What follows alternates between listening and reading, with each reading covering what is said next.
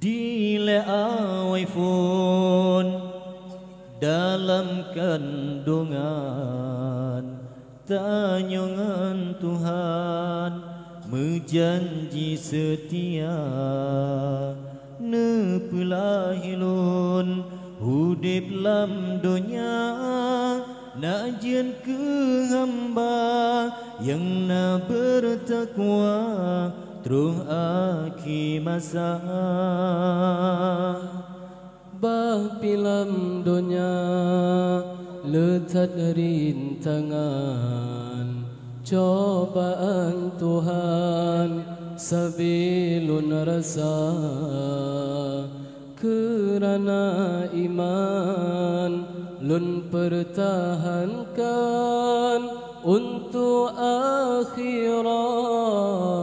walau pi berat lun tempuh jua kan mengan intan kan ruman yang terik jin keukuran niba ilahi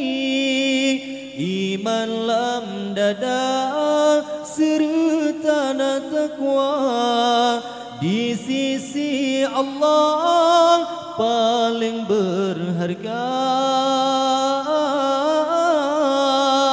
So yang na taat di dalam dunia ngan keji insan yang paling mulia urau akhirat nubalah syurga hudib bahagia selama-lama urau akhirat nubalah syurga hudib bahagia selama-lama Dileawai pun dalam kandungan tanyongan Tuhan menjanji setia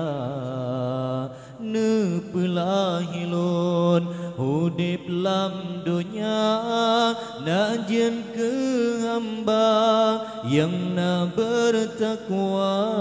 terus akhir masa bah pilam dunia letat rintangan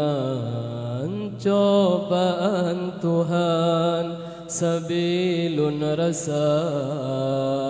kerana iman lun pertahankan untuk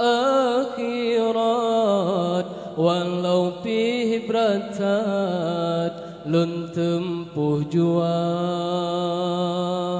kan mengan intan kan ruman yang terik jin keukuran niba ilahi iman lam dada serta takwa di sisi Allah paling berharga. So yang na taat di dalam dunia ngan keji insan yang paling mulia urau akhirat nubalah syurga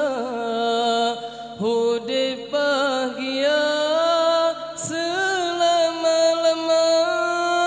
urau akhirat nubalah syurga hudib bahagia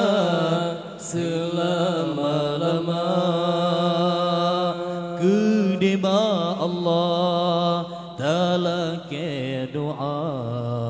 pengelam jalan ridha yang kuasa semoga Allah benar pelihara iman dan taqwa yang dalam dada akhir masa